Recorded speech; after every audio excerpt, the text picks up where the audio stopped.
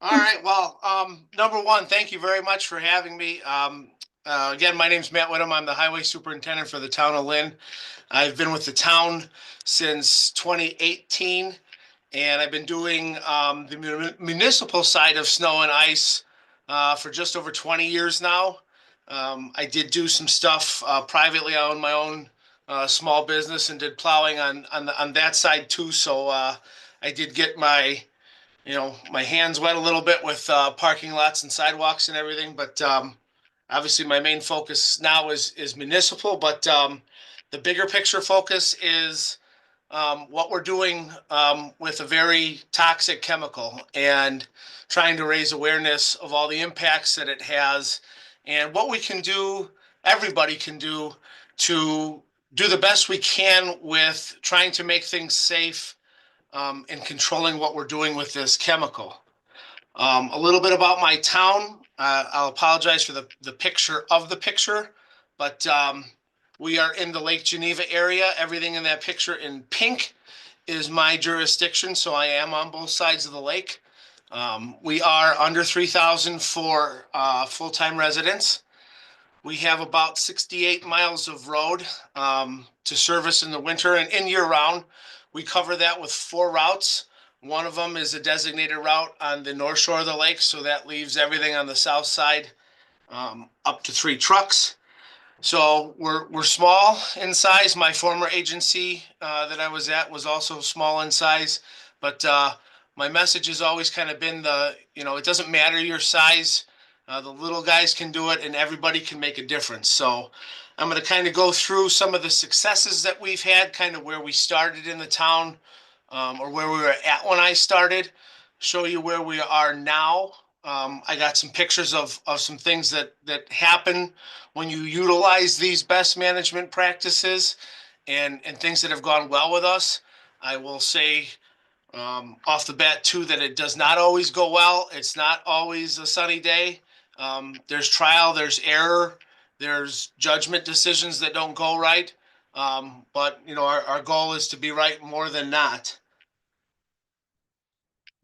So I always usually put this in my presentations and talks, and it's a very difficult thing sometimes, but we truly have to get away from we've always done it this way. And there's no different in winter maintenance.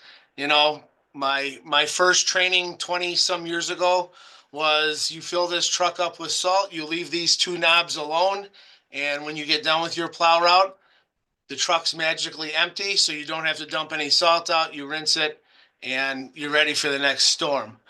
As we progressed at my former agency through things and got to the point where we were utilizing liquids and some of the other best management practices, I was doing that same route and I was coming back with 2/3 of a truck of salt. So, the way we've always done it is generally not the best way. There's always bits and pieces that could still work, but winter maintenance and what you're doing has always got to be an evolving thing.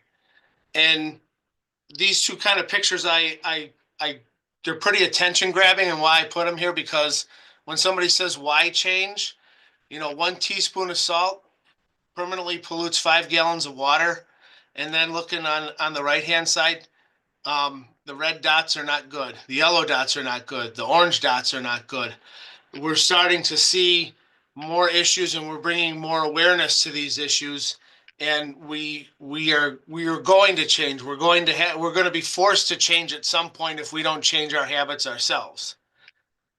So for where we are in the town, I said I have 4 plow routes. Generally, I have 2 F550 type trucks that are on the left picture that go out, and 2 trucks that are single axle dump trucks, like the picture on the right, go out. So I have 2 and 2. These are I guess I'll call them, like I said, our standard pieces of equipment. My 550s and my big trucks, they are all built now liquid capable. They have pavement temperature sensors in them.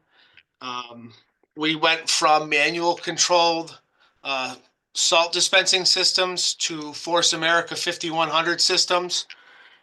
We went away from the standard, or what I'll call the standard cutting edge of either a steel blade or a carbide edge with a steel face on it. We use here currently cutting edges through winter equipment. We found them to be a very good company to work with because they have a lot of different types of cutting edges they can offer based on some factors that you can provide to them as far as roads, plowing speed, road condition, etc. And we've had some good luck with their edges. So again, like I said, I started here in 2018. My first year in the winter time, I took a stand back and observe position. I wanted to evaluate and see what we were doing. So when I started, we were a salt and sand community. We did not use liquids. Again, the standard cutting edge was a carbide with a steel face on it or just a steel cutting edge. All the trucks had manual salt spreading or dispensing systems. Nothing had the ability to tell the operator what the pavement temperature was, and nobody had ever calibrated anything here. Where we are currently at and where we currently sit, all of my frontline trucks, so it would be four of them, have been replaced since I've been here. I'm fortunate that my board understood the necessity to be part of this evolution and adopting these best management practices. And part of the puzzle was equipment that allowed us to do some of these things. So my materials, we are strictly salt now. I have put in my contract treated salt when available. We do liquids. We do them pre-event, which is anti-icing. During an event, we will pre-wet our salt. We have also done, as we are able and capable of, a little bit of direct liquid applications, either during or just following a minor event. We do produce our own brine, and as Allison mentioned, we did a whole webinar on brine on a budget, talked about building a brine maker. We do blend a product with our brine, so we have a little bit more of a kick, I guess you could say, to a traditional brine. We use system cutting edges, as I mentioned, Force America systems, pavement temperature sensors in everything. And I mentioned here it's huge in freezing rain events. Freezing rain, 1 or 2 degrees makes the difference. And it's sure helpful to know that when you're throwing salt. And then calibration. We do it at least annually. If not more, you replace something in the hydraulic system. Something happens to an angle cylinder or a spinner motor, whatever. You replace it and the truck gets calibrated again. One of the points I wanted to make too is at the bottom, this definitely did not happen overnight. We didn't snap our fingers and say we're going to spend all this money, buy all these tanks, do all this neat stuff, and we're going to have it in place in 12 months. It was a lot of baby steps. It was a lot of showing my elected officials what could be accomplished by doing this stuff. So like I said, it didn't happen overnight, but we were or are pretty fortunate to be where we are. So here, when we started out with a policy. What did our policy want to say? What do we want to achieve in our policy? And I said we need to do the right things, and the right things are we need to use the right material or materials. We need the right amount of materials, and we need to put them down at the right rate for the current road conditions, which includes the pavement temperature. And then I said at the bottom, when we're right, we still provide the same level of service without compromising safety. That was one of the things with saving salt and everything else was a question that came up. Well, if we're not using as much salt, are our roads as safe? And my answer is confidently yes, they are. From another presentation, I pulled these numbers. I'm not going to read them all, but you can see in my first 3 winters here, we were mixing salt and sand. The first year we used some chip seal material. We were an 1,100 ton per winter user, like clockwork. There was never anything left. We always used it. Then the next 3 winters on the right-hand side, I call them my up-and-coming winters, where we were a little bit more dialed in with liquid. We were starting to get, we were starting to expand what we were doing with liquids. We were starting to get the equipment that I mentioned, and you can kind of start to see where we had the same tonnage on our contract, but we weren't using the same amount of salt. One of the other benefits of being able to reduce is if you see last winter, we actually went into winter and we reduced our tonnage on our contract because we were confident enough that we were still not going to hit it. But then the question came up to me at one point, like, are we really saving anything? Because you said you're making brine and that's probably not free. You're buying a product to blend with the brine and that is for certainly not free. So then I put some numbers together saying, okay, well, here's what we saved in salt and here's what the liquid cost us to make per gallon. And I was able to give a net material savings. So the last 2 years, it was over $35,000 for me. And for any agency, that should be good money. For my agency, that's really good money to be able to save that much on just materials alone. Something else that we kind of started doing, like I said, we will direct apply when we have the opportunity. And this instant came up once where we had a truck that went out with a spray tank in it. We had a truck that did its normal route and salted and pre-wet the salt. And the aha or the gotcha number here is when you look at the total number of pounds of salt used for each vehicle, the truck that had the salt, even though they were pre-wetting it, still used over 12,000 pounds of salt.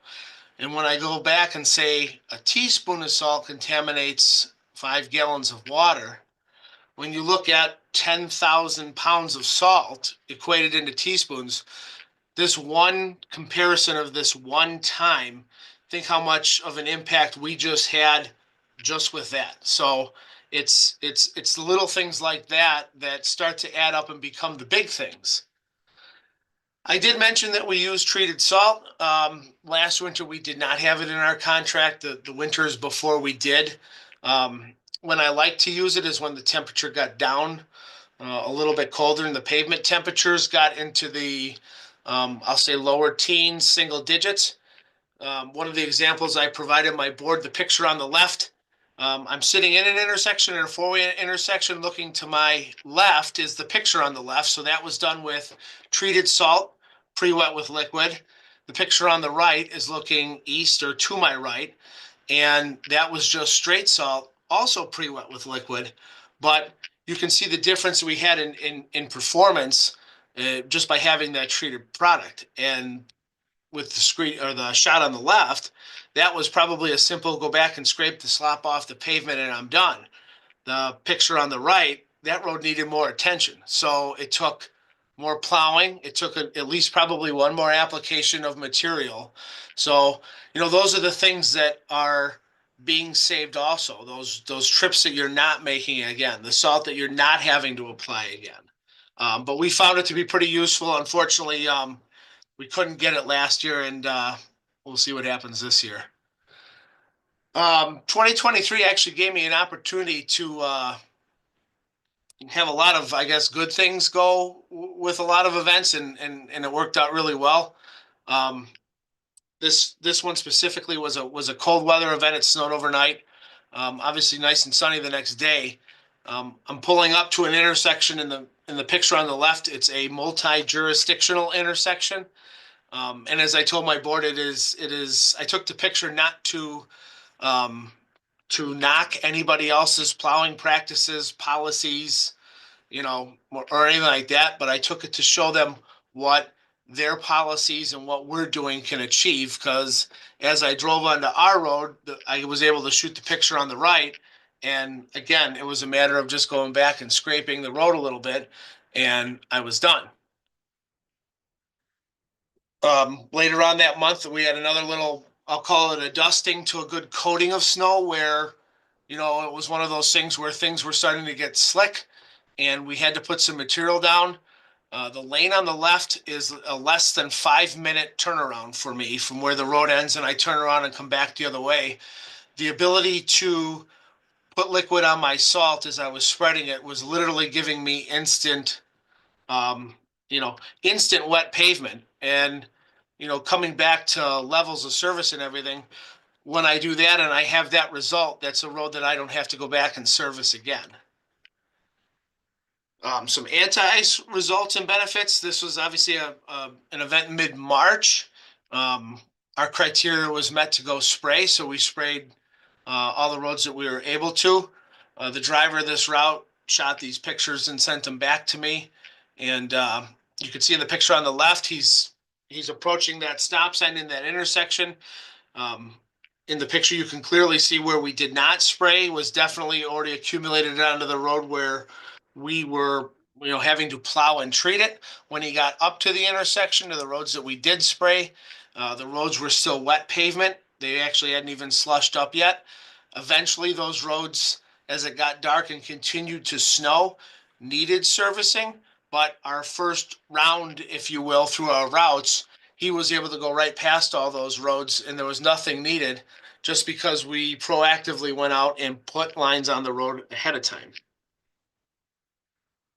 So all those pictures probably look great. It's a lot of neat things, like I said, can happen and do happen. Does it always work out that way? No, there's times where what we think is going to happen doesn't, and we do some extra battling with Mother Nature. But you know, can you do it? And where would you start? I'm going to talk a little bit about how we kind of went through our process and how we got to the point where we are. And the first point I'm going to make is something I already mentioned. Anyone can do it, and you can have a positive impact on reducing chlorides, whether you're doing roads, whether you're doing parking lots, whether the biggest snow and ice challenge for you is shoveling the sidewalk and salting it. Everybody can have an impact if you want to. Next most important thing, if you're applying liquids, granular materials, anything you use to spread the material can be calibrated. It could be a push spreader, it could be a V-box spreader, it could be anything. It can all be calibrated, and knowing what you are putting down is a huge key into not only using the correct amount, but are you able to make that positive impact in saving? Um, the other thing too is to just sit back. Like I said, my first year here was an evaluation year. How do you operate? What do you do good? What do you do bad? What could possibly change? One of the things that we did when we rewrote our policy is we made it a plows down first. We say if there's something on the pavement that can be scraped off by the plow, we will remove it with the plow before we put whatever we're going to put on what's remaining, whether it be liquid, whether it be salt with the liquid on it. Um, and you have to make it realistic. You can't say, I'm going to have bare pavement or a bare parking lot or a perfectly clean sidewalk when the temperature of the sidewalk, the road is 2 degrees. You're going to use a lot of materials and you're going to waste. Another thing, like I said, we looked at is our cutting edges. Is every scrape counting? I mentioned we have 4 routes. We cover 68 miles of roads. There's times where we don't get back to our roads as soon as we'd like to or need to. We need to make every time the plow goes over that surface, we have to make it count. And again, know your pavement temperatures. If you calibrate, you know what you're putting down. If you know your pavement temperatures, you know if you're putting it down correctly. And then last, did I mention calibrating? Because yes, anything can be calibrated. And if you don't know, you're either not using enough or you're using too much. And it could be the same or both of those instances in the same storm. So for our policies and policies in general, when people ask me about what to do, I tell them, to determine your levels of service based on your resources. You have to be, again, realistic. Passable road policies are now starting to replace bare pavement policies for many reasons. My policy is a passable roads policy. And then can you achieve what your policy says it's, what you're going to? If you say, well, we're going to have these roads done by 8 a.m. or I'm going to have this parking lot cleared by 7 a.m., can you achieve that? And then outline what you do. Give some reasons why. We use our liquids to pre-wet our salt because, and then you list your reasons. Give routes and responsibilities. And remember, the policy is a living document. It's not something that you draft your town board or your school board or whoever says, yep, this looks great. We throw it on the shelf and we'll see it in a few years. And again, when I said one of the first things we did is we calibrated here. We needed to know what these trucks were doing. This was my calibration worksheet for one of my trucks, and we didn't get past control setting 1 to know that the numbers and what that truck was putting out was scary. It's kind of hard to control a manual system, so the only thing you can do is do the best you can with what you have. But you could see at 10 miles an hour, this truck was putting down almost 1,000 pounds of salt, which is over 3 times the general application rate. So you have to know what that vehicle or that spreader is putting down. And calibration does not have to be a monumental task. It can be as simple as the picture on the right, where you go through the process, you weigh your salt, and you can fill out the table and you can do its calculation. The picture on the left is a calibration scale. Makes life easier, is not a necessity, but helps you calculate the weight. Our systems that we have now, our force systems, basically ask you to run the system so long, you tell it how much it put out, it self-populates the numbers, you go back and you verify it, and it's calibrated. It's a pretty simple thing to do. And in the end, if you're not calibrating your equipment, your push spreaders, your V boxes, whatever it may be, you're throwing money away. I guarantee you are throwing money away. And a gentle reminder too, we've heard stories a few times now of people receiving a new truck, a new pickup truck with a V box, a new plow truck for their municipality, and they calibrate it and they find out, wow, 300 on this salt spreader setting when I just got it is 800 pounds a mile, is 900 pounds a mile. And your manufacturers don't have the ability to calibrate. So even the brand new equipment that you get, it has to be calibrated.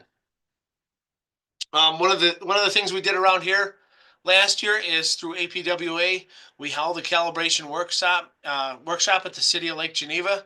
They let us use their facility. And we brought a group of people together. We brought some trucks in. We actually showed them on trucks how to do it. We offered for municipalities to bring your trucks down, bring your trucks to us. Look for some more things if you're interested in calibration that Allison and I have been talking about for this year. I just can't stress enough how important this step is. And we're going to try and even bump up our ability to offer more resources for it. So after we had everything calibrated, the next thing I said is we got to know what the pavement temperatures are. Are we putting down the right amount of salt for what the pavement temperature is? And there's all kinds of charts and recommendation guidelines out there. I will just say that they are recommendations and guidelines. They're not the Bible. They're not set in stone.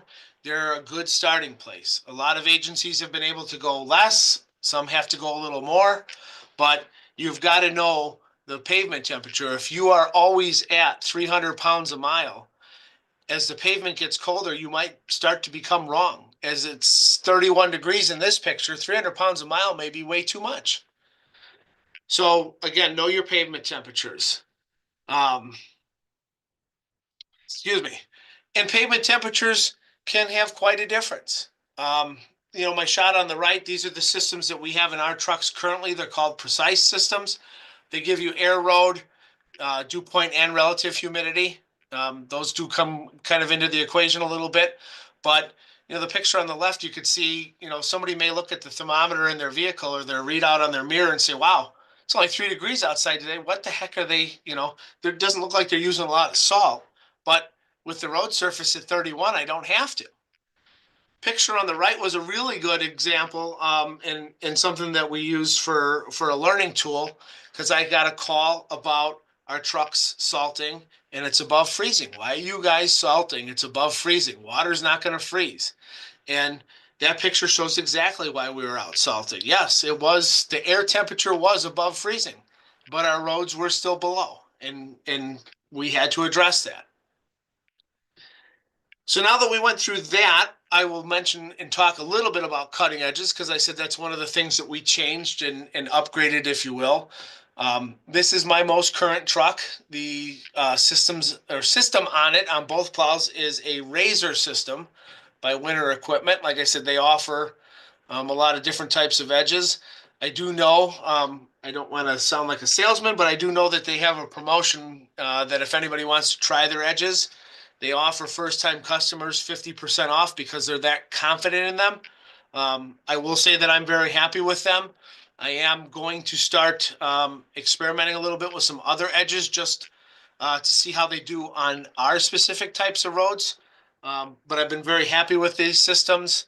I have systems that have well over 10,000 miles of plowing on them and are multiple years old and are holding up well. Um, and again, there's all types of different cutting edges and technology out there. There's so many different um, ways you can go. And I would encourage anybody, even on pickup trucks, they make different cutting edge options now for those plows. Try something else out different. You may find that for what you're doing, you know, the steel edge in the center, the Cooper edge that has just a little bit of a carbide insert. It also has some rubber. You know, wow, this is really good for these parking lots. I'm definitely scraping up a lot more snow. Subsequently, I have to use less salt then when I go to salt the parking lot, which is truly the end goal. For larger municipal trucks, this is something that's come out, and this the plow on the left actually has three edges on it. The picture on the right shows a plow with only two of those edges. It's missing the scare fire edge in the middle, but the back edge is a rubber blade. And the agency that allowed me to share this picture, they were very skeptical and said, so your front, the cutting edge that's a foot ahead of this back edge is going to scrape everything off. What's the back edge really going to do? But they bought it, they tried it, and you could see just how much more snow that back edge picked up, which again, that's just that much less that salt and that liquid has to work on. And then, like I said, one of the other things when we got into our policy is that we decided that we wanted to be a plows down first policy. We wanted to mechanically remove as much snow as we could prior to any type of salting, liquid application, or anything. And I said this has to be a policy directive. This shouldn't be an option. And again, don't try and burn off snow accumulations with salt. This shot just happens to be one of those really good things that I call a textbook example of burning it off. There's definitely something there that can be plowed, and it should be plowed. The other thing we talk about in our policy, and I talk about in our trainings and stuff, is it's time to slow down.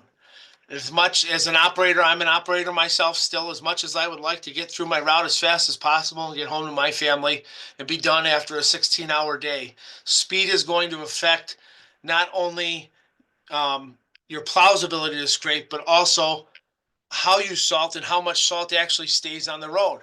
So not only controlling the speed of the truck, but also controlling the speed of the spinner and how the salt is placed is going to make a very big difference.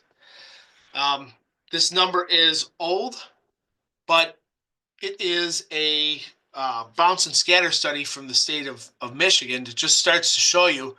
Obviously, these are speeds at which they would do an interstate, so we're not going that fast, but it gives a great example of the more you increase your speed, the more salt you're going to start losing off into the shoulders, or if you're in parking lots, off into the grass or up against a curb, and it's not going to do any good for you. So we equate that out a little bit, and you can kind of see what their actual application rate would be based on the salt they were using at their spinner, or I'm sorry, at their setting of 300 pounds a mile. Next thing we did to get where we currently are is we said we need to bring liquids into the picture. And this was definitely a larger hurdle. We weren't ready to invest totally. So we kind of thought outside of the box a little bit. The sprayer in the picture on the left, I bought a surplus auction for $300. The picture on the right was one of our town's first pre-wet systems.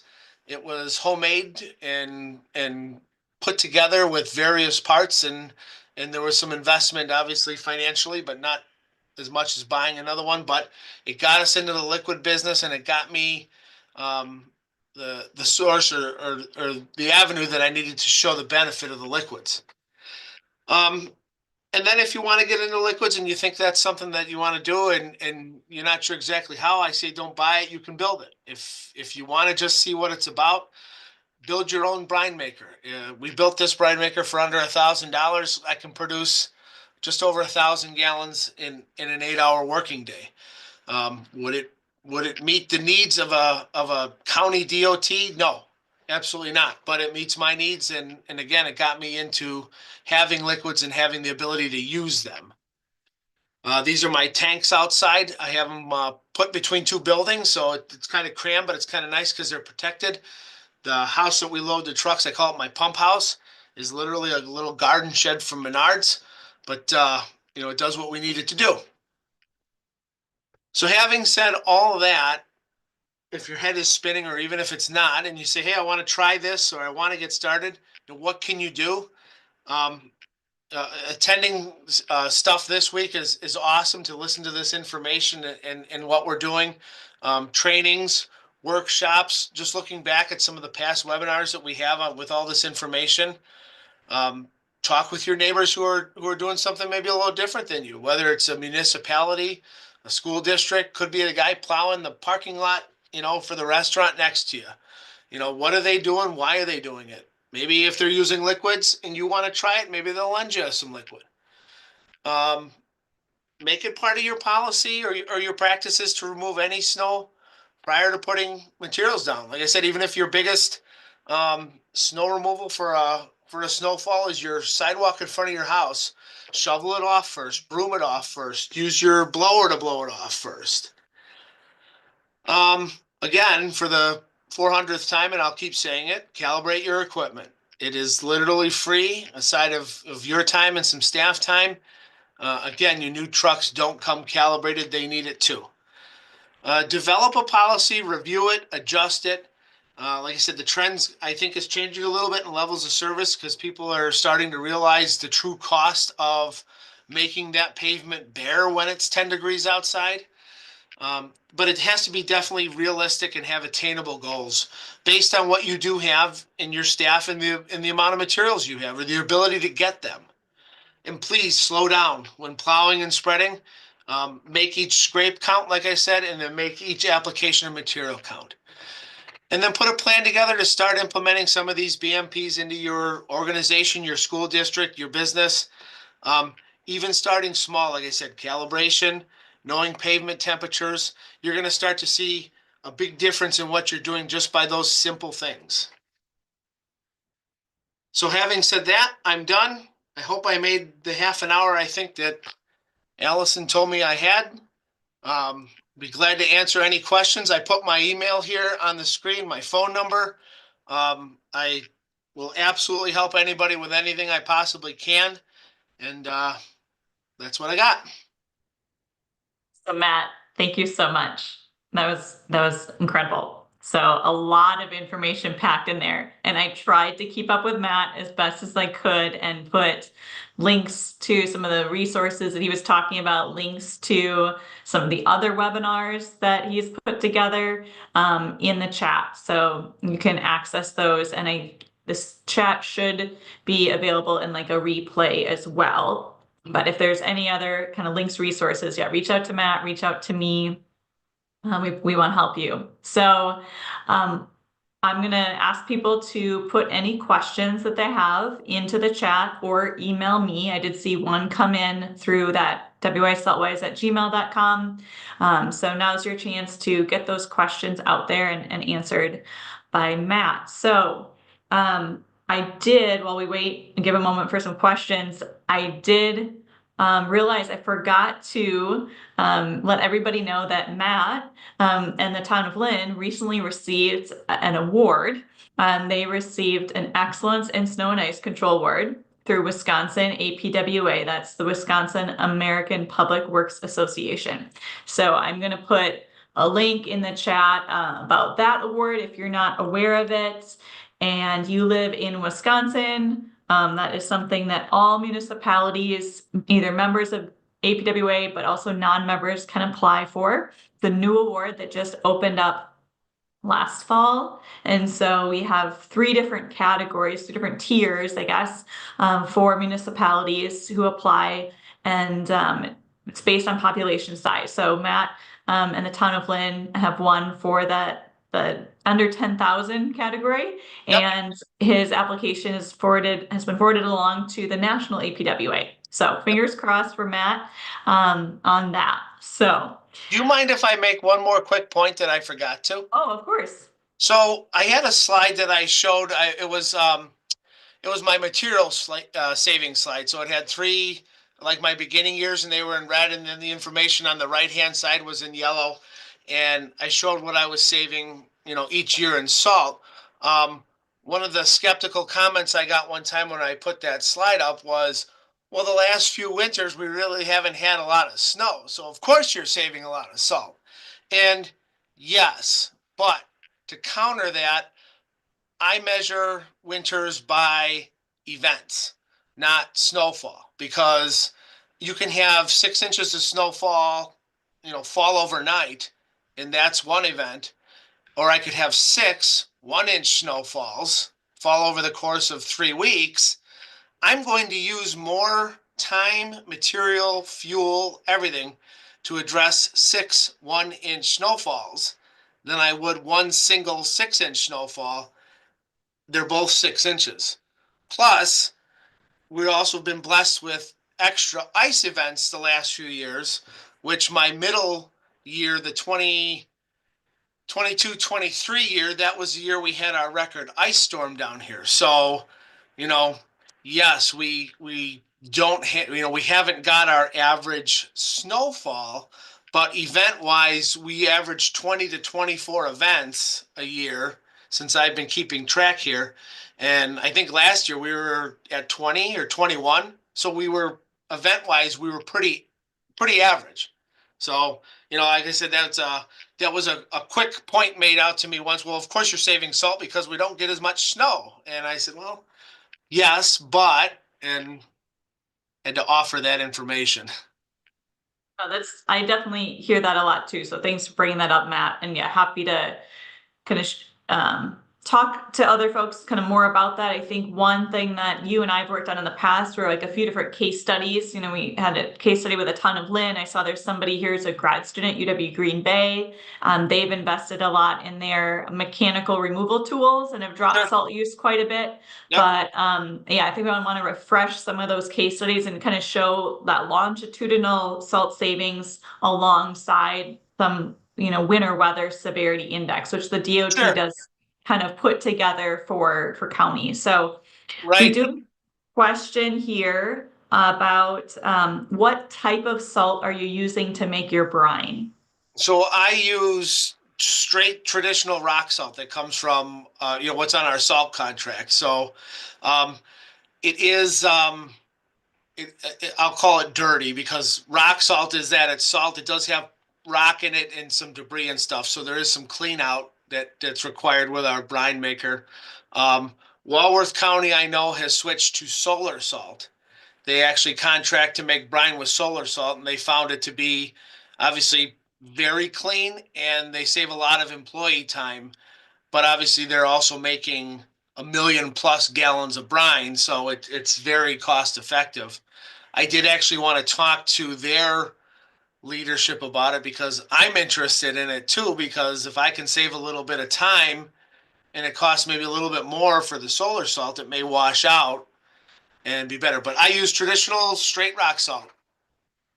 And I think just to kind of echo Matt, most municipalities, contractors, I'm working with across the state are also using just the straight rock Yep. salt that would be, applied on, in granular form on the roads. Otherwise, you mix it with water, but like Matt said, it's dirty, right? It's rock. There's other contaminants in that. And so all that sludge, Yep. filters out and, falls to the bottom of your brine maker and can ruin pumps and can be quite a headache, especially, like when you get to Walworth County scale, the 1 million gallons of brine, that's a lot of sludge. Yep. So we're seeing some of those larger counties that are big users of brine, try to get into that solar salt kind of buy bid, I guess, or kind of looking at alternatives that they have there. Yep.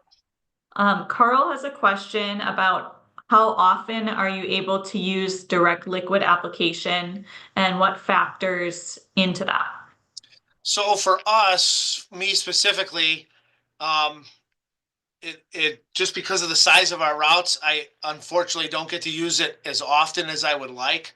Um, Direct liquids, you really need to have a short route cycle time and be able to apply more frequently. Um, Again, for us, when we do it, it's worked out really well. There's a lot of larger agencies that have bigger capabilities of liquids that have gone to all liquid routes and are substantially saving on rock salt. But like I said, you have to have the ability to treat a little bit more often because it's already a liquid when you're putting it down. So especially if it's still snowing, it'll dilute faster, so it'll require another application sooner. Um, so if it, like I said, it has to kind of work out a little bit more in our favor, where we might be at the end of a dusting of snow or coming in overnight at 3 a.m. and we got the dusting, and I could spray and go back and get more liquid and have time to keep spraying, before rush hour starts. So you got to be mindful of how you can get back and apply if you need to.